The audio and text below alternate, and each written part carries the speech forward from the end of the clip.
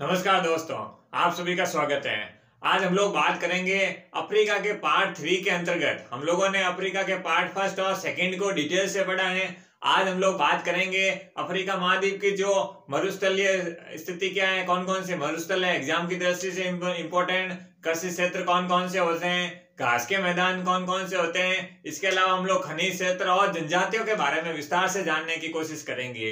इसके अलावा जो महत्वपूर्ण फैक्ट होंगे या एग्जाम में क्वेश्चन कैसे बन सकते हैं उसके बारे में हम लोग डिटेल से विश्लेषण करेंगे। तो ठीक है दोस्तों, लेक्चर स्टार्ट करते हैं। दोस्तों पहले मैं आपको बता देता हूँ किस कलर का, किस जो भी मैंने आपको ये गोल गोल जो भी आप देख रहे हैं ये क्या है, पहले मैं इनके बारे में बता दो, फिर हम लोग एक एक करके सबकी विशेषताएं जानेंगे।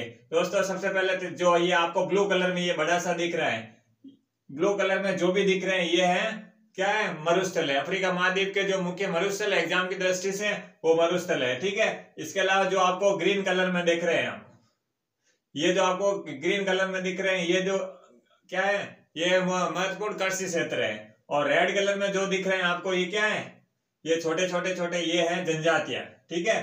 कौन से क्षेत्र में, आसपास के क्षेत्रों में, कहां तक इसका विस्तार है। इसके अलावा हम लोग और क्या देखेंगे, खनिज क्षेत्र कौन से हैं वो भी मैं इसमें आपको बताऊंगा, ठीक है। जो भी होगा हम लोग एक एक करके सबके बारे में जानेंगे। सबसे पहले आप हेडिंग डाल दीजिए, आप हेडिंग डाल दीजिए सबसे पहले मरुस्थल, अफ्रीका महाद्वीप के प्रमुख मरुस्थल, प्रमुख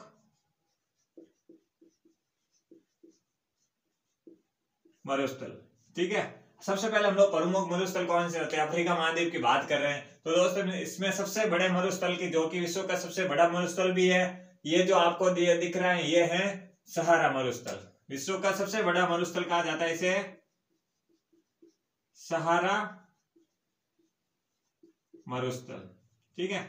तो सहारा मरुस्थल की बात करें तो ये हो गया, ये है जो आपको मैप में आपको लोकेशन पता होनी चाहिए। आप बात करेंगे कि भाई इसका क्षेत्रफल कितना है, इसका क्षेत्रफल है 90 लाख वर्ग किलोमीटर, ठीक है। सबसे पहले तो आपको पता होना चाहिए सारा मरुस्थल कहाँ स्थित है, अफ्रीका महाद्वीप में। इसका मैप में लोकेशन, एग्जैक्ट लोकेशन आप मैप में पता कर सकते हैं। जो मैंने आपको एक बेसिक आइडिया दे दिया है कि भाई इस लोकेशन में सारा मरुस्थल है, इसका जो विस्तार है तो 90 लाख, क्षेत्रफल है जो 90 लाख वर्ग किलोमीटर में है, ठीक है। और अब बात करेंगे भाई ये कितने देशों में फैला हुआ। अक्सर देशों के नाम तो नहीं पूछता है लेकिन कितने देशों में फैला हुआ ये जरूर पूछ लेता है। ये है 11 देशों में फैला हुआ, 11 देशों में इसका विस्तार है। विस्तार की बात करेंगे तो इसका विस्तार कितने देशों में, इसका विस्तार यहाँ पर जितने भी मतलब लगभग 11 देश हैं वहां पर इस जो भी है सारा मरुस्थल है इसका विस्तार है, ठीक है। आपको देश नहीं पूछने वाले हैं, रटना नहीं है आपको भाई कौन कौन से देश है, 11 देश है। आप माली अलग रटो, इजिप्ट अलग रटो, मिस्र अलग रटो, ऐसा नहीं, रटना नहीं है आपको, ठीक है। आपको सिर्फ समझना है कि भाई 11 देश होते हैं, एक बेसिक आइडिया होना चाहिए आपको, ठीक है। ये तो बात हो गई। इसके अलावा इसकी एक और विशेषता है, आप लिख सकते हो कि भाई जो जनसंख्या के घनत्व की बात करेंगे तो जनसंख्या घनत्व के आधार पर मरुस्थलीय जनसंख्या घनत्व के आधार पर सबसे कम जनसंख्या घनत्व है यहाँ पर मरुस्थलीय जनसंख्या का। तो मरुस्थल के आधार पर जनसंख्या घनत्व की बात करेंगे तो सबसे कम घनत्व की बात करेंगे कौन सा मरुस्थल है, सहारा। तो सबसे अधिक, अब आपने कम की बात कर लिया तो सबसे अधिक कौन सा है, जो मैंने पिछले वीडियो में शायद बताया भी है, वो है थार का मरुस्थल, ठीक है। सबसे अधिक जनसंख्या घनत्व किसका है, थार का मरुस्थल का। और सबसे कम जनसंख्या घनत्व कौन सा है, सहारा मरुस्थल का। क्लियर हो गया, ये आपको समझ में आ गया होगा। ये हम लोगों ने जो मुख्य विशेषताएं थी सहारा मरुस्थल की वो हम लोगों ने पढ़ ली है। अब हम लोग आगे आ जाते हैं कि भाई दूसरे नंबर पर मरुस्थल कौन सा, ये तो सहारा मरुस्थल हो गया, ठीक है। दूसरे नंबर पर आप देख सकते हैं ये जो आपको दिख रहा है नामीब मरुस्थल, इसका जो विस्तार है ये नामीबिया वाला क्षेत्र है। आपको पता है, आप मैप में एग्जैक्ट लोकेशन आपको देखनी चाहिए भाई ये इसका जो नामीब मरुस्थल का ये क्या है, नामीब मरुस्थल, इसका विस्तार कहां पर है, नामीबिया में, ठीक है। कोई दूसरे देश में नहीं है, मैन मुख्य रूप से नामीबिया में इसका विस्तार है। मैं लिख लेता हूं यहां पर,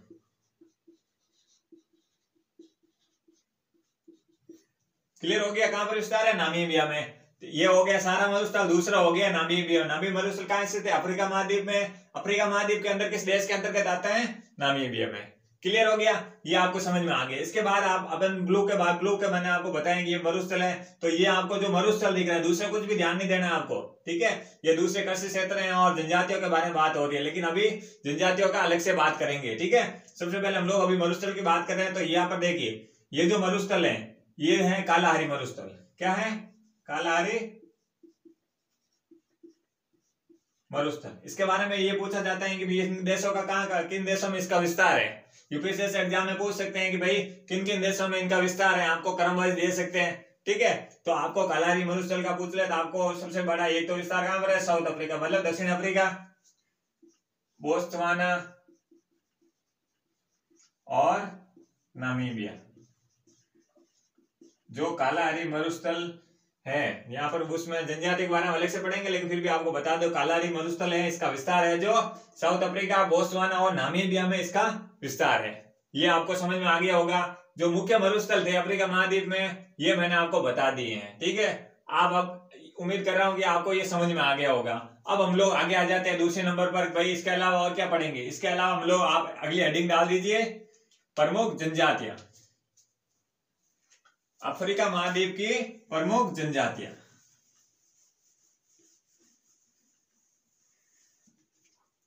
तो प्रमुख जनजातियों की बात करें तो हम लोग अब जनजातियों का मैंने क्या बताया, ये जो लाल कलर में आपको दिख रही है यहाँ पर जनजातियां पाई जाती है। आसपास के क्षेत्र को क्या कहते हैं, किस क्षेत्र में कौन सी जनजातियां पाई जाती है, हम लोग सारा को एक एक करके पढ़ेंगे। तो सबसे पहले आप हेडिंग डाल दीजिए, अफ्रीका महाद्वीप की प्रमुख जनजातियां, ठीक है। ये क्या होगी? प्रमुख जनजातियां होगी। ये आपको उम्मीद कर रहा हूं समझ में आ रहा होगा, ठीक है। अब देखिए, अब हम लोग देखते हैं कि प्रमुख जनजातियां, हम लोग सारा से स्टार्ट करते हैं। जो सबसे बड़ा मरुस्थल है, ये सबसे बड़ा मरुस्थल क्या नाम है? सारा मरुस्थल है। यहाँ पर मैंने कुछ जनजातियां बता रखी है, ठीक है ना। ये गोल गोल करके मैंने रेड कलर में आपको जो बताए हैं, यहाँ पर ये बदूम जनजातियां, कौन सी? बदू जनजातियां हैं, बदूज बोल सकते हैं आप। बदू जनजातियां हैं, कहां से कहां पाई जाती हैं, किस मरुस्थल से संबंधित हैं? ये सारा मरुस्थल में। आपको अगर आपको एग्जाम में पूछ ले बदू जनजातियां किस मरुस्थल में या कहां पाई जाती है, अफ्रीका महाद्वीप के सारा मरुस्थल में, ठीक है। कौन सी जनजातियां? बदू जनजातियां हैं। तो सबसे पहले हेडिंग डाल दीजिए, बदू जनजातियां कहां पाई जाती है? सारा मरुस्थल में, ठीक है। एक एक आपको पता होना चाहिए, मैप में लोकेशन पता होनी चाहिए, भाई किससे संबंधित है, कौन सा मरुस्थल है, एक एक के बारे में आपको पता होना चाहिए। क्लियर हो गया? ये हो गए बदू जनजातियां हैं सारा मरुस्थल में। अब हम लोग आगे आ जाते हैं कि भाई, और रेड कलर में कौन सा दिख रहा है आपको? ये वाला। हम लोग इस पर आ जाते हैं, ठीक है। आप इस पर ध्यान देना, ये जो रेड कलर का ये है, ये क्षेत्र कौन सा है? नाइजीरिया का, ठीक है। ये नाइजीरिया का एरिया, यहाँ पर दो प्रकार की जनजातियां पाई जाती है, एक हाउसा और एक फुलानी, ठीक है। हाउसा और फुलानी जनजातियां कहाँ पाई जाती है? नाइजीरिया में। ये नाइजीरिया का क्षेत्र है, कहाँ पाई जाती है? नाइजीरिया में। क्लियर हो गया? ये जो रेड वाला आपको पोर्शन दिख रहा है, ये क्या है? यहाँ पर ये जो क्षेत्र है नाइजीरिया का है, इसमें हाउसा और फुलानी जनजातियां पाई जाती है। इनकी क्या विशेषता है ये भी बता देता हूं। ये जो हाउसा जनजाति है, ये क्या है? कृषक समुदाय से संबंधित है, मतलब ये खेती करना इनका का मुख्य कार्य होता है। और फुलानी जनजाति का मुख्य कार्य क्या होता है? पशुपालक है ये, ठीक है। इनका काम ये कृषक खेतीबाड़ी करते हैं, ठीक है। उत्पादन में काम, खेतियों का जो भी वर्क करते हैं ये टोटली ये काम करते हैं हाउसा जनजाति। लेकिन जो फुलानी जनजाति है ये पशुपालन, ये अधिक से अधिक पशुपालन करते हैं, पशुपालन क्रियाओं में ज्यादा संलग्न रहते हैं।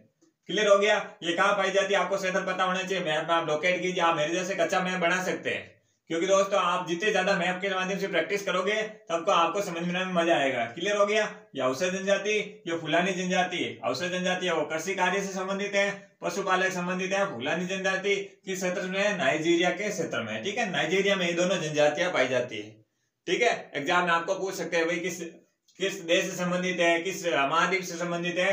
हाउसा और फुलानी नाइजीरिया देश से संबंधित है और अफ्रीका महाद्वीप का भाग है। क्लियर हो गया? ये आपको, आप उम्मीद कर रहा हूं आपको ये समझ में आ गया होगा। अब हम लोग और आगे आ जाते हैं।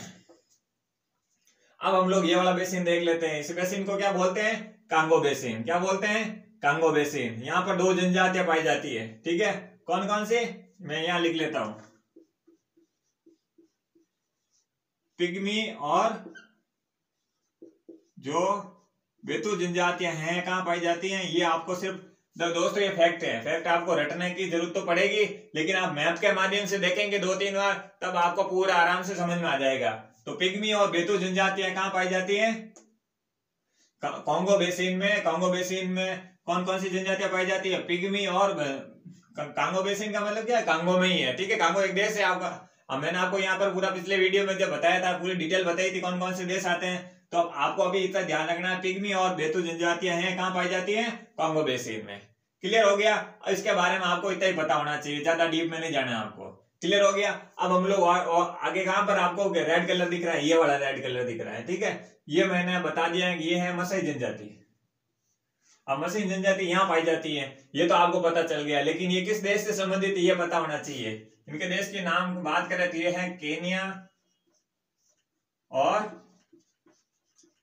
तंजानिया, ठीक है। ये जो मसाई जनजाति है कहां पर? केन्या और तंजानिया वाले जो क्षेत्र के इलाके क्षेत्र है, छोटे इलाके क्षेत्र है, वहां पर ये अधिक मात्रा में केन्या और तंजानिया में मसाई जनजाति पाई जाती है। आपको पूछ ले मसाई जनजाति कहां पाई जाती है? सबसे पहले आपको किस महाद्वीप से संबंधित है, फिर किन देशों से संबंधित है? केन्या और तंजानिया। क्लियर हो गया? मसाई जनजाति का संबंध किससे है? केन्या और तंजानिया से। ये उम्मीद कर रहा हूं आपको आराम से समझ में आएंगे दोस्तों। ये सारे फैक्ट है, इसलिए आपको डायरेक्ट में बता रहा हूँ। ये तो बात हो गई केन्या और तंजानिया मसाई जनजाति की। अब हम लोग और देखते हैं कहां पर रेड कलर है। यहाँ आपको रेड कलर दिख रहा होगा, ठीक है। ये ब्लू में कमेंट हो गया इसलिए साफ नहीं दिख रहा। ये जो रेड कलर में है ये है कालाहारी मरुस्थल ब्लू कलर में। इसके अंदर कालाहारी मरुस्थल में दो प्रकार की जनजातियां पाई जाती हैं, एक है बुशमैन और एक है जुलू। बस इतने फैक्ट है, इतने ध्यान रखना आपको। कौन से मरुस्थल से संबंधित है, वो मरुस्थल किस देश से संबंधित है, किस महाद्वीप से संबंधित है, और वहां पर कौन कौन सी जनजातियां पाई जाती है। तो ये क्लियर हो गया होगा, बुशमैन और जुलू जनजातियां। क्लियर हो गया? बुशमैन और जुलू जनजातियां कालाहारी मरुस्थल में पाई जाती है।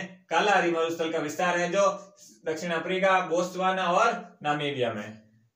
क्लियर हो गया? ये आपको आराम से समझ में आ गया होगा दोस्तों। यहाँ पर कोई थियोरेटिकल कॉन्सेप्चुअल चीजें नहीं है, मैप में लोकेट करनी है, कौन क्या नाम है उसको 2-3 बार पढ़ोगे मैप के माध्यम से, आपको आराम से समझ में आ जाएगा, ठीक है। ये तो बात होगी हम लोगों ने जो जनजातियां थी, प्रमुख जनजातियां थी अफ्रीका महाद्वीप की, एक एक करके मैंने आपको सारी बता दी है, ठीक है। अब हम लोग और आगे आ जाते हैं। आप आगे हेडिंग डाल दीजिए कृषि क्षेत्र। अफ्रीका महाद्वीप के जो प्रमुख कृषि क्षेत्र हैं उसकी आप हेडिंग डाल दीजिए।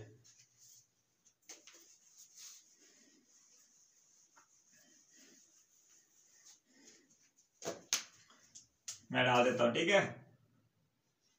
प्रमुख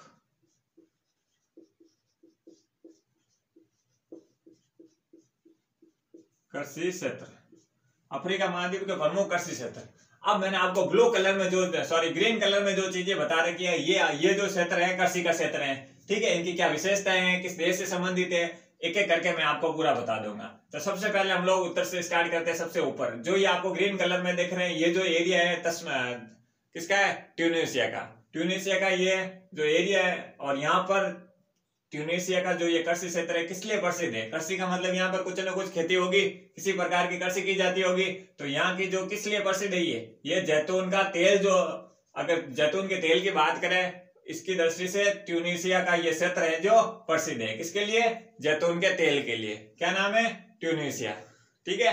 ट्यूनीशिया जैतून के तेल के लिए प्रसिद्ध है। इसकी स्थिति मैप में लोकेशन कौन सा है? यहाँ पर एक छोटा सा देश पड़ता है, ठीक है। ये आपको पता चल गया होगा कि भाई जैतून के तेल के लिए ट्यूनीशिया प्रसिद्ध है। क्लियर हो गया? अब हम लोग और आगे आ जाते हैं।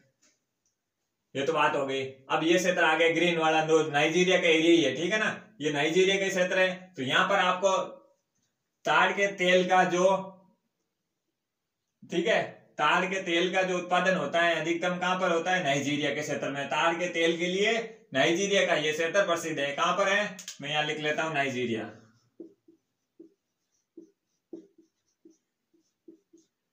नाइजीरिया है जो ताड़ के तेल के लिए प्रसिद्ध है। क्लियर हो गया? नाइजीरिया ताड़ के तेल के लिए प्रसिद्ध है। मैप में कहां लोकेशन है? ये वाला जो क्षेत्र दिख रहा है आपको, जो पहले मैंने आपको जनजातियां बताई इस क्षेत्र में, ठीक है ना। ये क्षेत्र आप मान सकते हैं क्या है? ताड़ के तेल के लिए प्रसिद्ध है। क्लियर हो गया? ये उम्मीद करता हूं आपको समझ में आ गया होगा। अब आगे हम लोग क्या देखेंगे? इसके बाद है कि नाइजीरिया का एरिया तो हो गया दोस्तों, फैक्ट्री है इसलिए ज्यादा कुछ बताने की चीजें है नहीं। अब हम लोग ये वाला पोर्शन देखते हैं। भाई यहाँ का जो क्षेत्र है लगभग ये यहाँ तक यहाँ फैला हुआ पूरा, ठीक है। तो इस क्षेत्र को सबसे पहले आपको जगह पता होनी चाहिए। कौन सी जगह है? ये है इथोपिया का, इथोपिया के आसपास का एरिया है, ठीक है। तो इथोपिया में आपको मैंने पिछले वीडियो में बताया किस लिए प्रसिद्ध है, ये कॉफी के उत्पादन के लिए प्रसिद्ध है। ठीक है, आपको इतना ही पता रखना है कि भाई कृषि क्षेत्र की बात हो रही है, कॉफी के उत्पादन की बात हो रही है, तो कॉफी का उत्पादन किस क्षेत्र से संबंधित है, इथोपिया से। क्लियर हो गया। इथोपिया का एरिया आ रहा है आपको, यहाँ पर कुछ केन्या का हिस्सा भी आ रहा है, बट आपको इथोपिया का पूरा ध्यान रखना है। ये कॉफी के उत्पादन के लिए जाना जाता है। फिर हम लोग आगे आ जाते हैं, कॉफी के उत्पादन के लिए ये हो गया, और चाय के उत्पादन के लिए आपको मैंने आपको बताया क्या था, केन्या। ठीक है, कि चाय के उत्पादन के लिए प्रमुख देशों में भी केन्या का नाम भी आता है। ये जो क्षेत्र दिख रहा है आपको, ये केन्या का है। ये कॉफी के उत्पादन के लिए इथोपिया, और ये जो क्षेत्र दिख रहा है ये किसका है, चाय के उत्पादन के लिए। मैं यहाँ पर लिख लेता हूँ इथोपिया। ठीक है, और चाय के उत्पादन के लिए केन्या। ठीक है, ये प्रमुख देश के रूप में आता है, ये मुख्य देश के रूप में आता है। ठीक है, चाय के उत्पादन के लिए मुख्य देश तो प्रमुख देश तो बात करें, अगर स्पेशल देश की बात हो तो चाइना में वहां होता है। ठीक है, ये भी प्रमुख देशों में केन्या भी आता है चाय के उत्पादन के लिए। ठीक है, ये जो आपको दो क्षेत्र दिख रहे हैं, या ये कौन सा क्षेत्र है, तंजानिया का क्षेत्र है। ठीक है ना, ये आसपास का जो क्षेत्र है तंजानिया का है। तो यहाँ पर तंजानिया के दो द्वीप है। ये जो क्षेत्र है ये बाहरी तट के और दो द्वीप है, किसके हैं, तंजानिया के। तो यहाँ पर जंजीबार और पेम्बा नाम की दो क्या है यहाँ पर क्षेत्र है, जंजीबार और पेम्बा। तो यहाँ पर ये किस लिए जाना जाता है, ये लौंग के उत्पादन के लिए जाना जाता है। किस लिए जाना जाता है, जंजीबार और पेम्बा जो द्वीप है, किस लिए जाना जाता है, लौंग के उत्पादन। क्योंकि दोस्तों 90% से अधिक है जो लौंग का उत्पादन किस क्षेत्रों में होता है, यही होता है सबसे ज्यादा। अगर लौंग का उत्पादक या लौंग का उत्पादन कहाँ होता है, जंजीबार और पेम्बा को किस लिए जाना जाता है, लौंग के उत्पादक के रूप में। ठीक है, लौंग का सबसे अधिक उत्पादन कहां पर होता है, 90% तक कहां पर होता है, ये तंजानिया के दो द्वीप है। इसको आपको मैप में स्थिति पता होनी चाहिए, जंजीबार और पेम्बा जो द्वीप है, लौंग के उत्पादन के लिए जाना जाता है। 90% से अधिक लौंग का उत्पादन यहाँ होता है। ठीक है, क्लियर हो गया। आप इलायची की बात यहाँ नहीं करेंगे, क्योंकि इलायची में इंडिया है, जो भारत है, जो उत्पादन में सर्वश्रेष्ठ आता है। ठीक है, तो ये बात हो गई, हम लोगों ने ये बात मान ली। अब आगे देखते हैं, इसके अलावा ये वाला ग्रीन पोर्शन है, जो ये आपको, इसका नाम मैंने मक्का त्रिभुज रखा है, मैंने नहीं रखा है। ठीक है ना, ये जो इसको कहा जाता है, क्योंकि मक्का त्रिभुज, सबसे पहले आपको मक्का त्रिभुज के लिए किसे जाना जाता है, वो है साउथ अफ्रीका, मतलब दक्षिण अफ्रीका को मक्का त्रिभुज के रूप में जाना जाता है। और मक्का त्रिभुज क्यों कहा जाता है, क्योंकि यहाँ पर मक्का का अधिकतम उत्पादन होता है, अधिक मात्रा में मक्का का उत्पादन किया जाता है या होता है, तो इसलिए इसको मक्का त्रिभुज कहते हैं। और ये कहां पर आता है, दक्षिण अफ्रीका का भाग है। ये आपको त्रिभुज के रूप में दिख रहा होगा, ये जो क्षेत्र है मक्का त्रिभुज के रूप में जाना जाता है। क्लियर हो गया। ये मैंने आपको फटाफट करके प्रमुख क्षेत्र जो कृषि क्षेत्र थे, जो आपको मैप में फटाफट लोकेट कीजिए, और बार बार 2-3 बार देखोगे तो जो मुख्य विशेषताएं थी वो मैंने सारी बता दी। आगे आप हेडिंग डाल दीजिए,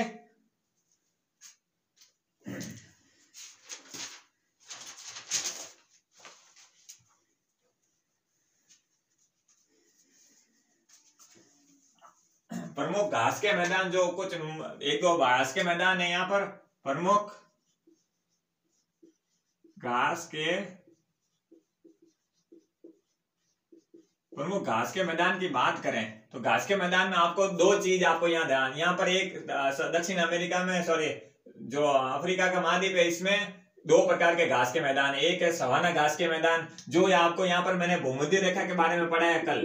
ठीक है, भूमध्य रेखा के आसपास आपको पता टेम्परेचर अधिक रहता है, यहाँ पर बारिश का मौसम और बारिश का सीजन भी अधिक रहता है। तो यहाँ पर जो बड़ी बड़ी सवाना घास पाई जाती है, उन घास की इतनी ऊंचाई होती है यहाँ पर, अगर हाथी को छुपने का बोलेंगे ना तो वहां हाथी छुप सकता है, क्योंकि यहाँ पर इतनी बड़ी बड़ी घास की बोलते हैं मैदान होते हैं, तो बहुत सारे होते हैं। यहाँ पर भी कोई भी अगर घोड़ा हाथी को छुपना चाहे तो आराम से छुप सकता है। कौन सा क्षेत्र होगा ये भूमध्य रेखा के आसपास का क्षेत्र है, तो यहाँ पर सवाना घास के मैदान पाए जाते हैं। एक विशेषता ये होगी। ठीक है, इसके अलावा जो दक्षिण अफ्रीका में घास के मैदान या कौन से होते हैं, वेल्स घास के मैदान होते हैं। वेल्स, क्या नाम है, वेल्ड।